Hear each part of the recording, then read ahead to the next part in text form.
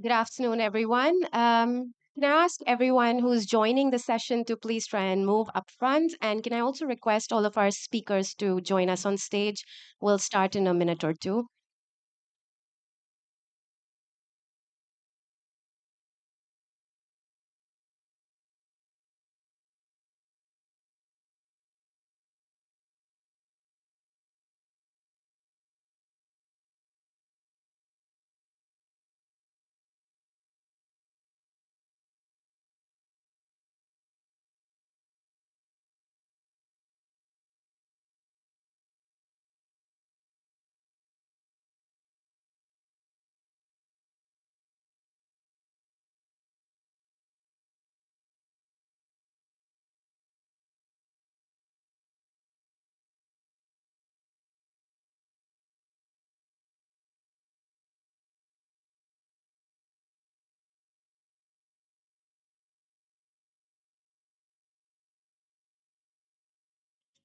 Good afternoon, everyone. I think in the recent history of COP, I think we're making history today by actually starting something ahead of the timeline. And I'd like to extend a very warm welcome and thank you to all of you for being here and participating in this session on a very timely subject in the home state of this technology, if I can say so.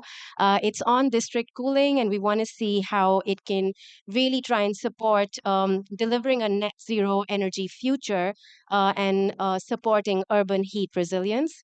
This session today has been organized by the United Nations Environment Program, the United Nations Environment Program led Cool Coalition, as well as TABREED. And what we want to focus on here today is really from the perspective of cities and the growing temperature rise that we're seeing in areas that the most vulnerable population actually lives in. It's really fulfilling to see and note how, as we speak over here in the green zone, there's an ongoing parallel symposium dedicated to this critical subject area of district cooling where you'll see the representation across companies, across policymakers, and really change makers who have proven that as a technology it works in a commercially viable area, but for us to really take it to scale, we need actors to come together, reflect on the lessons that we've learned over the last 10 to 15 years, and really think about using it as a technology that can take us into a net zero energy future. um, and with that, I'd like to just shortly introduce to you how we're going to run this. We're going to hear opening remarks, and then we move into a panel discussion. We'll have some time for questions, and then we'll see a wrap up. So, without further ado, I'd actually like to call on Jerome, who is coordinator of the NDC Action Program of the Global Climate Actions Unit in the Energy and Climate branch of UNIT. So, Jerome, please.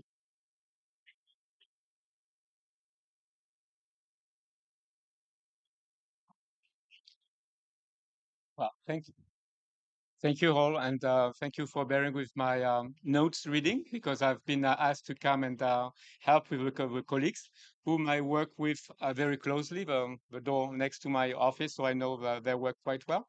And in the NDC action world and support that I'm managing, we are also pleased to, for some countries, to support the sectors related to cooling. As a matter of fact, one of the countries has selected the urban cooling as one of the sectors. This is Vietnam, one of the 10 partner countries of our project, which I manage. And it is very interesting to see and be here to talk. But I'm not here to make speeches about my project, but rather than to keep focus on this event today and in this very important day. First of all, I'm going to state the obvious. Warming is becoming increasingly felt. So cooling is not anymore a necessity. I mean, that's obvious. Sometimes even in cities like where I'm coming from in France, we thought cooling would be a luxury, but it's getting less and less so.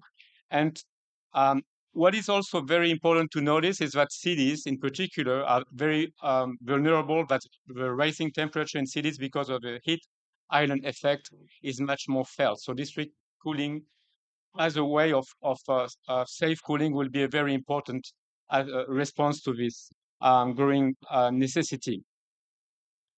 When we talk about numbers, but I won't go into too many of those, we have estimated that the cooling capacity might be tripled by 2050, which might represent a doubling of power demand. So that's a very important thing on the basically on the electricity grid when we talk about things that are outside of district cooling. So that's what one of the advantage also of looking at district cooling as a interesting um, area to focus on more and more, and potentially a tripling of emissions depending on the kind of refrigerants we're using. Again, something that can be related to the district cooling and the benefit it can bring.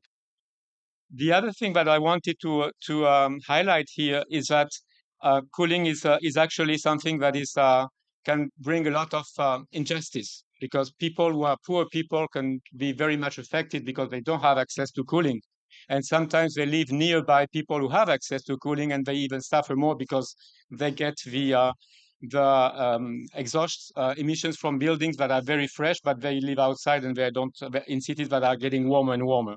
So that's also something that with this dimension.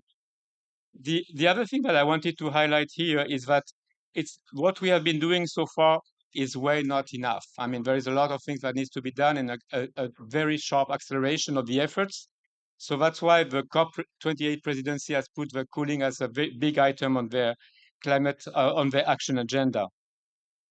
And the global cooling pledge is what will be the answer to this as a rallying, I would say, initiative to get things moving much faster. Um, it will be announced this evening at an event, so please stay tuned and also join this announcement. This will be very important. One of the things that will be, I guess, to be highlighted with this global cooling pledge beyond the world is to try to have some big, I would say, or larger cross-cutting commitments from the different countries who join this pledge to accelerate passive cooling, which is a very important part of a solution, higher efficiency standards for the cooling, and faster action on HFC refrigerants, sorry, and a greater action to access to cooling for people who don't have access to it, which have implications on their health in particular, but also on the quality of the food that people can have access to, among other factors. Why district cooling is such an interesting solution within the global cooling pledge? First of all, because you can reduce emissions by using district cooling systems by up to 50% because of a kind of a system that are in place. When you do district cooling, when you do more and more of it, you also are helping with building resilience of a power grid. It's less I would say, solicited. It's also a very good way of reducing heat island effect because of the you're not expelling hot air from the buildings with regular air conditioning systems. And it's also more affordable. That's a very important aspect.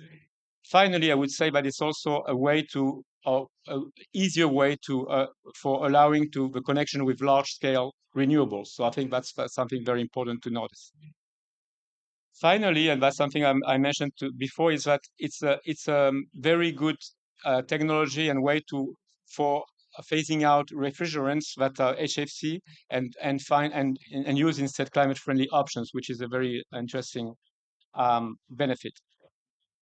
What I would like to say basically at this point is just to invite all of you to continue with these big efforts, to thank some of the partners that have been really showing extremely strong commitment to this. I mean, we have some countries represented and also private sector and other institutions. I would mention the IDEA, Tabrid, IFC, and countries like India and Colombia. So thank you very much. We have a platform called the Cool Coalition, so that's a good platform to continue the efforts. And as I said before, there is a renewed ambition that can be achieved through the Global Cooling Pledge.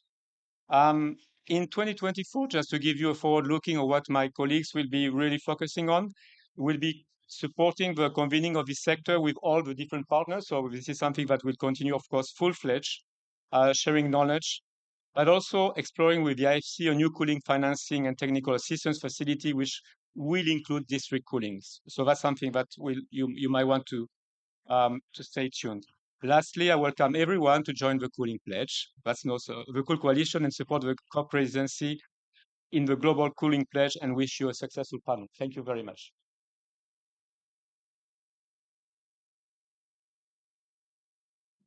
Thank you so much, Jerome. I'd like to take a really quick minute to introduce the panel that we have for you today. We're very, very grateful to be joined by Mr. Khalid Marzouki, who is the CEO of Tabreed. We also have Mr. Satish Kumar, who is the CEO of an Alliance for an Energy Efficient Economy, joining us. We also have Mr. Mauricio Galvan Gomez, who is a specialized professional at the Ministry of Environment of Colombia. And definitely not the least, we have with us Ms. Die Nguyen Van Hoot, who is a senior manager at the Climate Business Department of IFC. And your moderator for this session is going to be Mr. Sudhir Perla, who is managing director of Tabreed Asia. Please.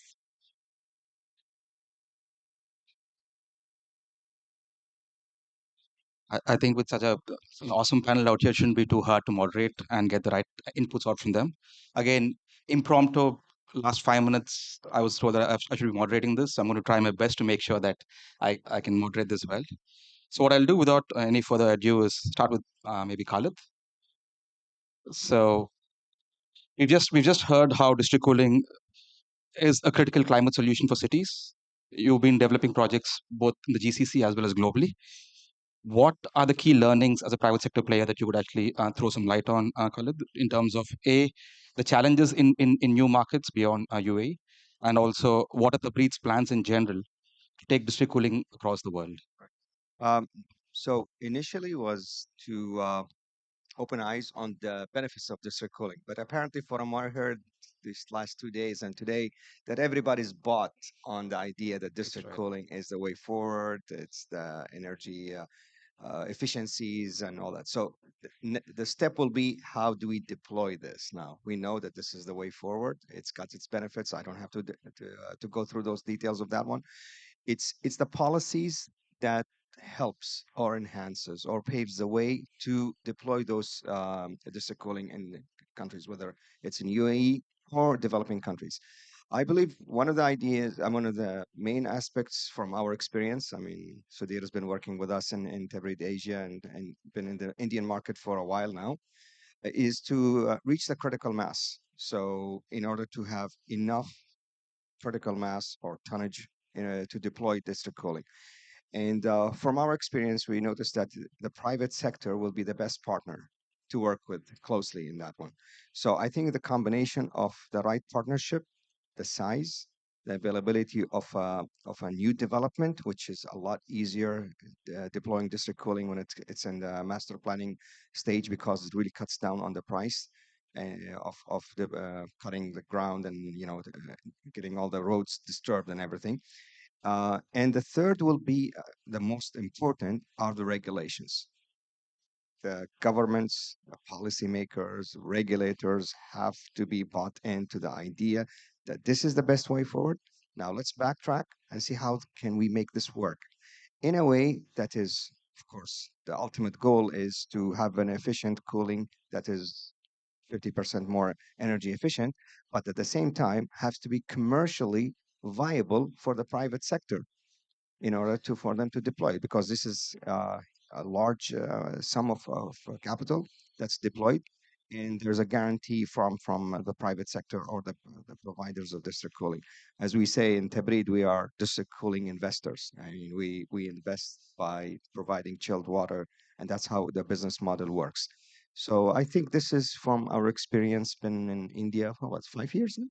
That's right. 5 years, and been in Egypt for 2, 3 years. So they're two different markets than our local market here.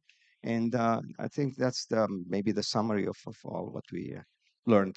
Sure. Thanks, Khaled. So I think the takeaways I get essentially is having an enabling environment, of course. Once the enabling environment and with the right private sector partners, that can create the right ground for district cooling. Right. Great.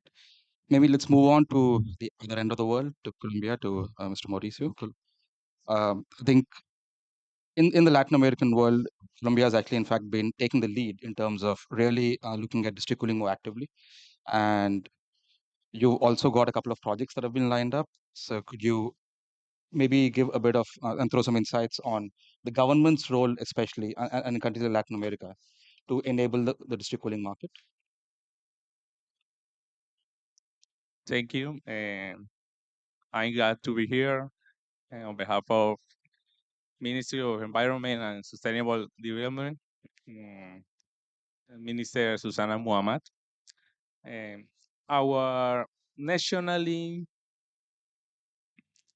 determined contribution, NDC, has the well, which was consigned at the COP26 held in Glasgow, mm, has the greatest mm, solution or commitment to guarantee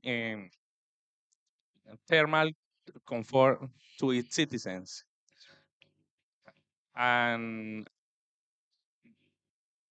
in in this way, it's the promoting of thermal district, mm, to reduce the greenhouse gas emissions, by 51% Mhm. at 2030, mm, with respect to the trend scenario. Yeah. And, and we hope to reduce about 20 thousand tons of carbon dioxide equivalent. Yeah. Um, Colombia at present has, mm, thermal districts operating at cities such Cartagena, Monteria, Medellin successfully. Yeah. Um, there is another project in preliminary phases, about 21. Yeah. Then the government of Colombia has um, this technology as a priority Mhm. for guarantee the thermal comfort to its citizens, okay, as a, mm, efficient and sustainable solution of cooling. Sure. Great. Thanks for that. And I think, I mean, looking forward to seeing a lot more projects take off in Colombia, because there is a lot of potential. And like you said, the country is taking a lot of initiative in making sure that district cooling can be planned. And that's promising to actually hear that. Right. So moving on to, again, India. Satish, we work quite closely as well together. And so, of course, I mean, the Indian economy is booming, real estate sector is growing. Global South, like all other countries, increasing heat waves, and the need for cooling is rapidly growing. So, what do you see as the role of the government and the challenges specifically in a country like India to scale up something like district cooling? So first of all, thanks, Sudhir. Thanks, UNEP, for the invitation, and thanks to the Breathe for being an EEE member. We work closely, as you said. Uh, I would say that I mean it goes without saying that India is in a perfect cooling storm. I think because of the climate, because of the large population, I quote this number of 3,000 trillion person cooling degree days, which Wow. is like 4 times the size of China, 5 times the size of US. I mean, in terms of the cooling requirement. So clearly, and we need all kinds of cooling solution. District cooling, Jerome mentioned, I think, what are some of the benefits. But I would also say that waste to energy, managing the electricity demand that is going to come because of, I think, the increasing cooling requirements. I think refrigerant management, all these things are very, very important. And I think in terms of India being like a large district cooling market, I do feel that there is some ground proofing exercise that is happening right now to pave the way for the businesses to come and step in, and I think you do the implementation part.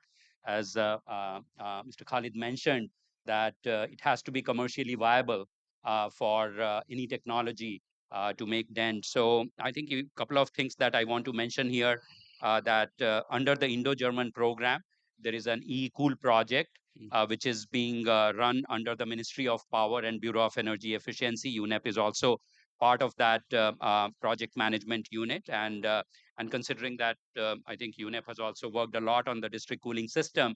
So we are all trying to do some of the basic building blocks. So I will maybe narrate a few things there. So first of all is that there is some information asymmetry in terms of, I'm not talking about the technical, that is something that a company like Tabri or like ASHRAE guidelines can fix. But in terms of like, how do you put the pieces in place? What is the role of a cooling utility? How do you determine tariffs? How do you treat taxes so that I think it doesn't get imposed twice? I mean, some of the things that I think Itabreed has been asking, and I think we have been putting this into our kind of the guideline that Government of India launched at the Clean Energy Ministerial.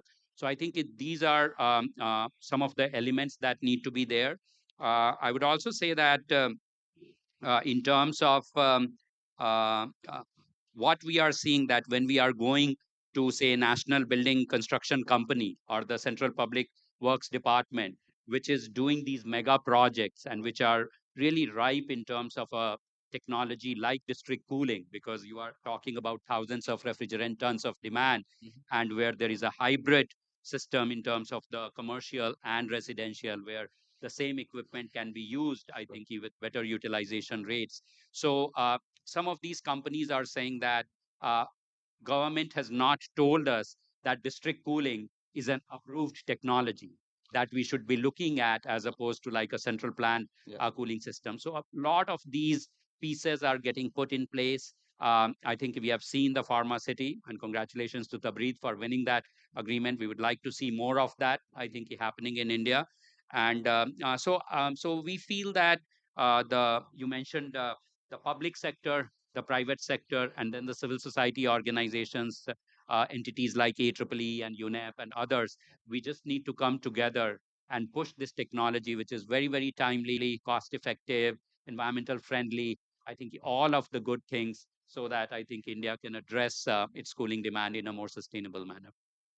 Sure. Thanks for that, Satish. And I agree with you. I think the big challenge is the awareness and the information asymmetry, which is kind of preventing this. It's a chicken and egg, right? I mean, on one hand, you need to have players out there who can actually offer a cooling utility model. On the other hand, without players also being out there, you really can't have projects take off on the ground. So I think understand that.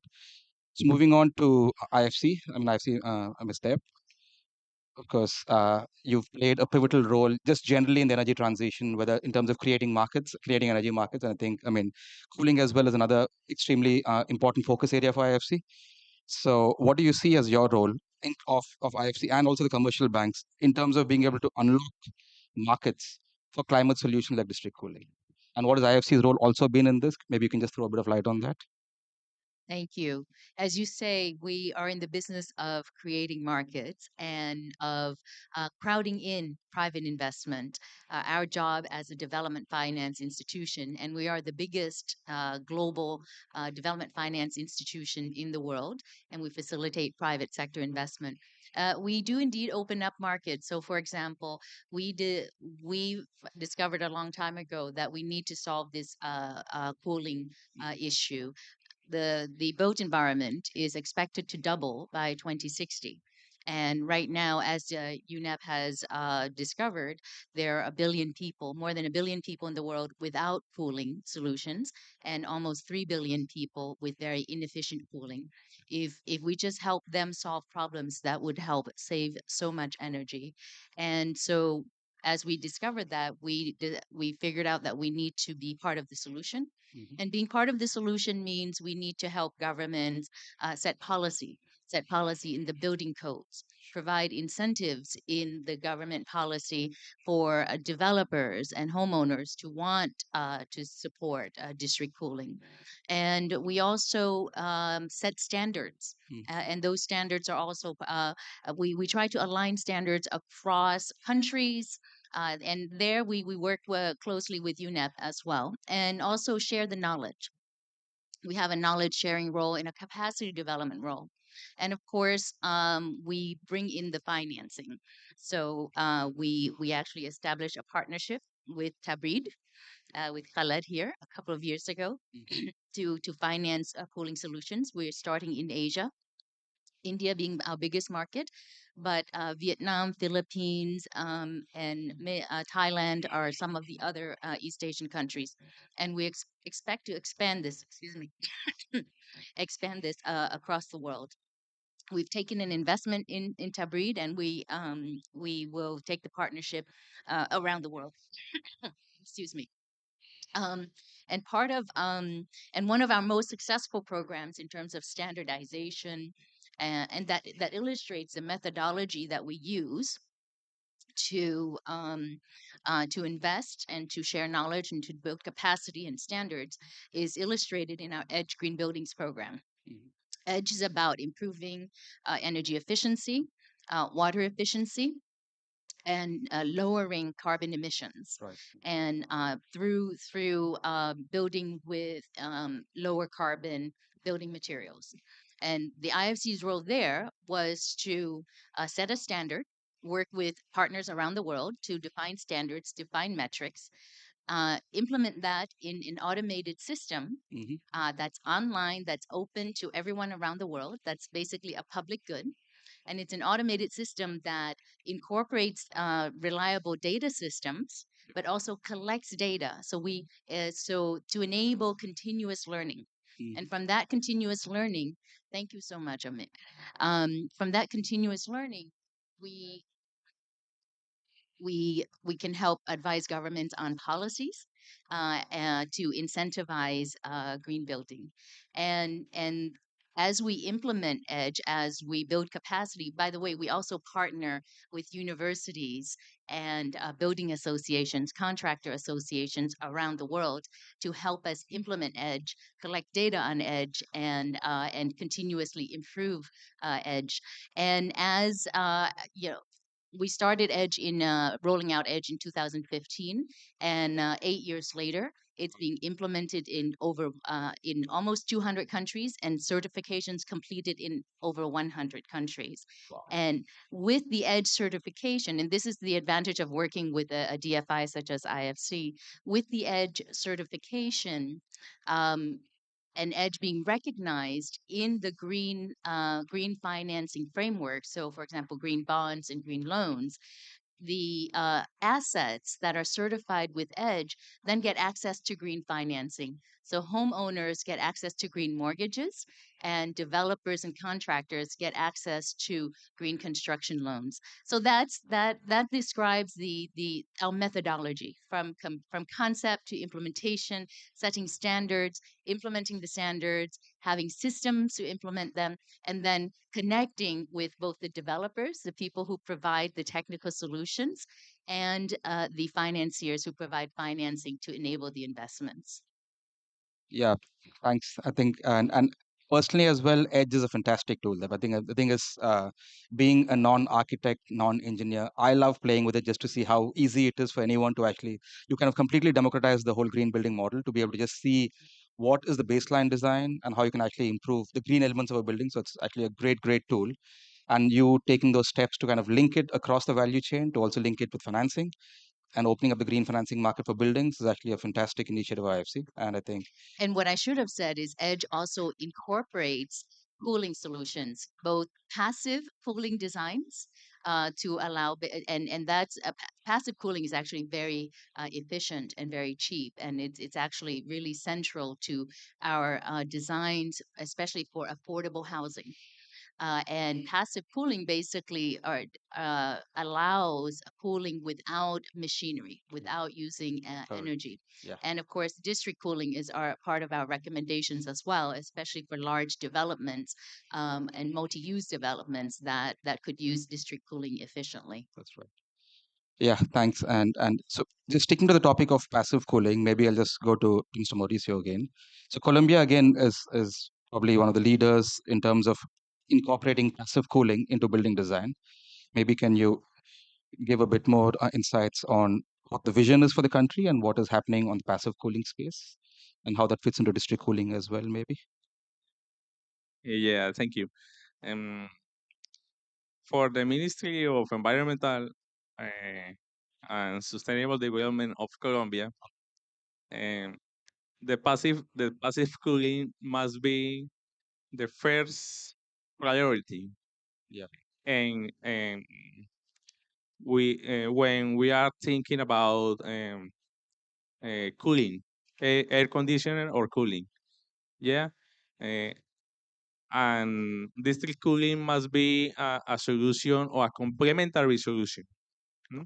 The first that we must thinking about think about is passive cooling because, as Madam says, it's cheap, it's efficient, yeah. Mhm.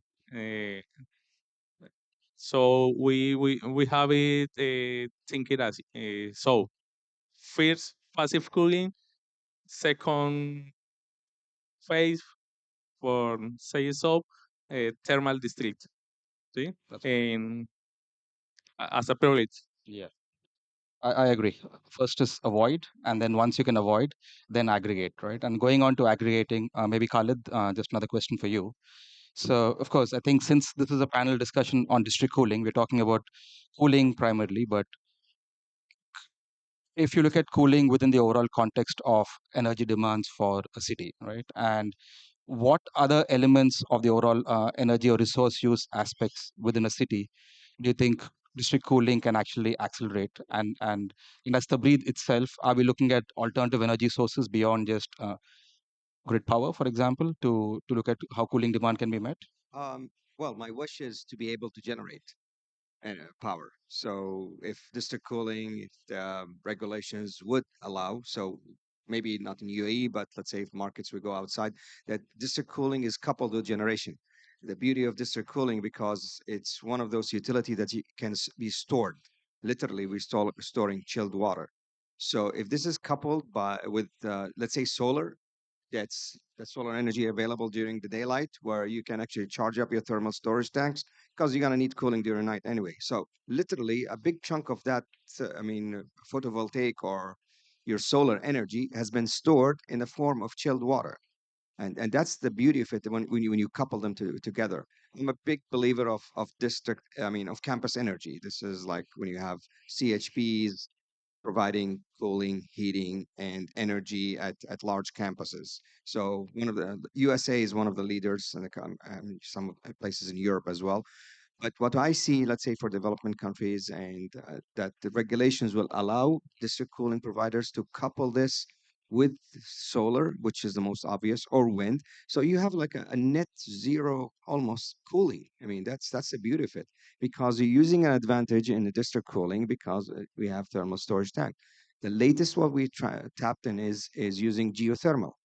We just announced it. We commissioned our first geothermal cooling in the region, literally using geothermal heat to produce cooling with great efficiency. The cost is a bit high, which is a drilling site on the wells, but this, with time and with technology, with a lot of contractors coming in, it's going to drive it down. Maybe the formations here are too deep, but you go areas around the world which is much shallower for you to tap into geothermal. Now, being at a 1.3 million tons of production, literally makes us one of the largest in the world. I'm going to be sharing you a fun fact which I learned today. So we prevent around 1.5 million tons a year of CO2 compared regular one. But this is the fun fact. So last night we had a dinner with our major partners, I mean, Mubadala, and there was this company in Finland that do carbon abatement or sequestering. Literally, you pay them in order for them to capture CO2 from the atmosphere, and they just put it in one of the formations. You know how much they charge per a ton? It's $800 a ton. And he say, if you engage with me in a 15-year deal, I can do it for you for 500. So when I equate my 1.5 million tons into his money, that's more than my whole company revenue. I mean, I would be better off getting carbon abatement credit. So it just tells you, because there are some companies that really cannot go to net zero carbon unless they engage with these companies. So see how much money it's required in order just to sequester CO2 by capturing it. Uh, Previously, people used to plant forests and jungles and that, but still, that's a lengthy process as opposed to this one. So people actually making money out of this one, turn it. While this one is such a low hanging fruit, it's just adopted, and you're there. Literally, you are consuming energy that's good enough for the double amount of cooling you need right today. So it's the math is very simple as this one. So Right. Yeah. Thanks. I think. I hope you Well, guys like the fun fact. I like that part actually. It's very expensive. yeah. Very insightful insights.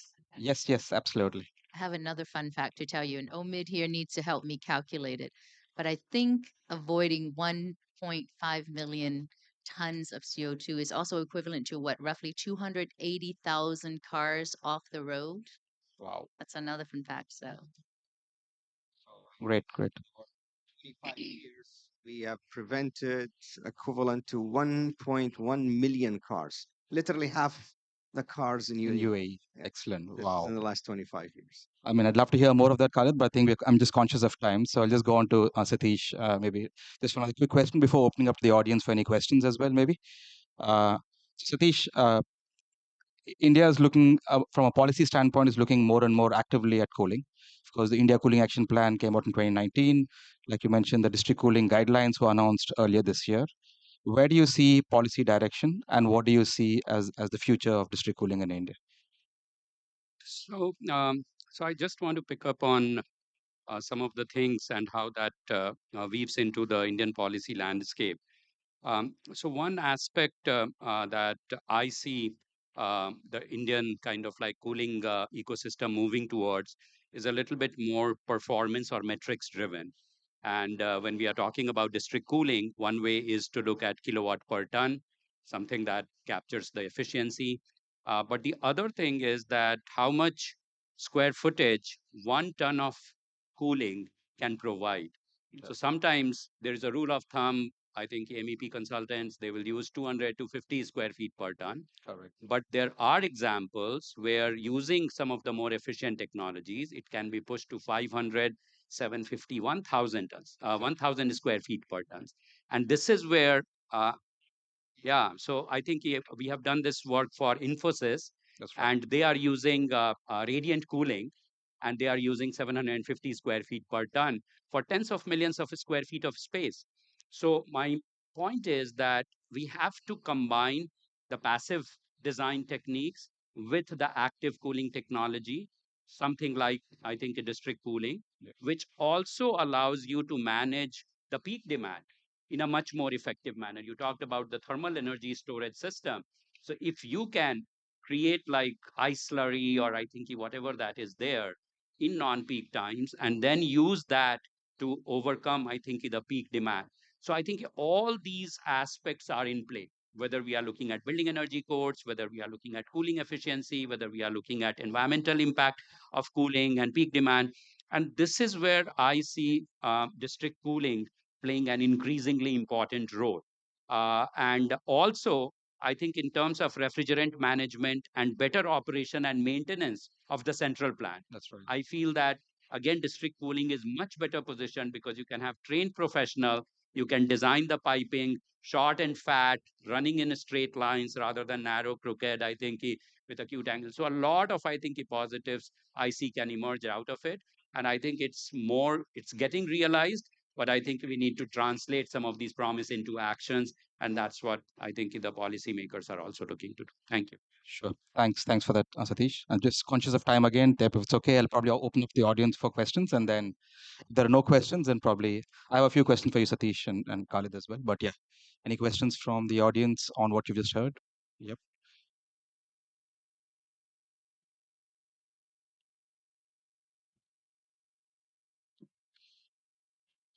If you could just introduce yourself and then direct the question to one of the panel members, that would be great. Okay, so I'm Batista from Spain. So I'm here with the Ministry of Energy of Spain. because with a passive cooling project. And we have a company also of district heating and cooling, because in Spain we have the both problems.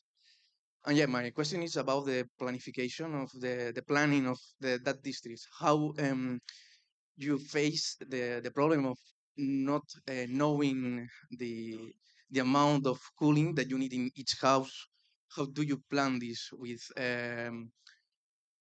sensors, or simulating with tools, or with spreadsheets of Excel or something? What's the point? Because I think it's really hard to know it, to plan, and also to scale up the projects that you plan, because it's a project about 10 years, 20 years to implement it. So it changes a lot the demand. How it's the point, how to Yeah. manage this problem. Thank you. Maybe Satish, we've spoken so much about data, the role of data in optimizing design. So maybe do you want to take this? And then Khalid as well. Yeah, of course. Yeah. But I think you this is a very important question, because I think when you are talking about like any new development, I'm taking an example of new, like greenfield development as opposed to brownfield development. So this question, like, how do you size your district cooling system? Are you going to size it for 20,000 refrigerant tons, or are you going to size it for like 100,000 tons? And I think this is where I think the master planning, this is where I think what kind of development is going to happen over the next like 5 or 10 years, and what kind of assurance you can give to the companies like Tabri, who may come in and say that we want to be actually the provider of cooling. So this is, I think it's a collaborative challenge in my opinion. And again, I think in terms of what is the cooling efficiency that you are. So if the development is say for like starting with 500,000 square feet, but it is going to like 5 million square feet of space that will require cooling. So what is the efficiency at which you are doing? But what is the building envelope? I think what are the systems that are going to be used? What's the walling material? So I think it's an interconnected problem, in my opinion, but it also something that will affect the businesses, that will affect the financiers, I think, very, very closely. So this is sort of like my response. Well, as rightly said, so if it's a greenfield, definitely it's a lot easier because literally you have a developer, so you got all the sizes, the capacities that you want to deploy, and the network. Because the critical item about this is sizing the correct network. The plants can be plugged in as you go. I mean, you assign spaces for them, allocate land for those. As you grow, you can increase the plants. So that means you don't deploy a huge capital on your rotating equipment for the future. But I think the answer for, in our case is was a lot of trial and error, by the way. Exactly. Yeah, it's our journey in this quarter of a century. The design, the codes for designing buildings changed a lot drastically. A building that was built 15, 20 years ago is completely different than the ones everybody is going after, lead and pearl and all the others. So those one, the more modern buildings, is much more easier for us to capture. It's the trick is with the older buildings, because you have to look at the building side, the secondary side. That's another ball game basically. So let's say it's a combination of calculations, engineering, a lot of know-how from our trial and error. We can assign a certain load on this one. Now, this is for the greenfields. Okay, the trickiest one is, of course, the brownfield. Now, this is retrofitting a building. So, are you retrofitting a building and taking up to a higher standard, or are you going to keep it as it used to be? It makes a big difference. So, you want to walk the whole 9 yards, or is going to stop in the middle?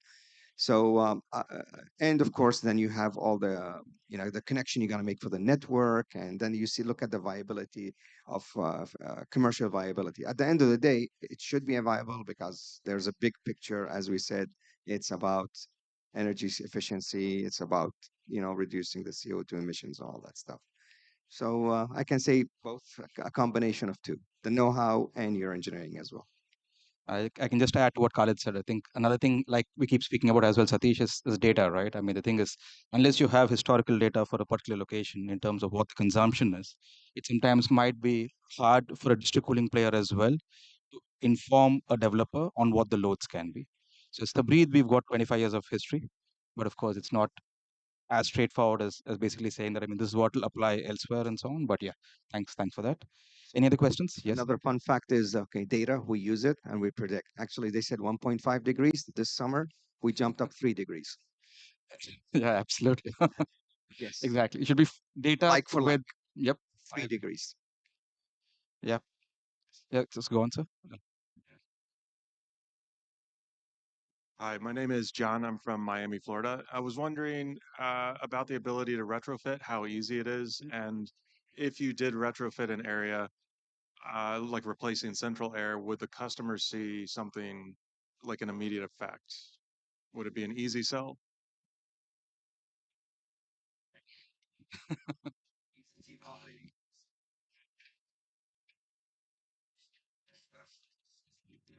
I hope I can answer this question.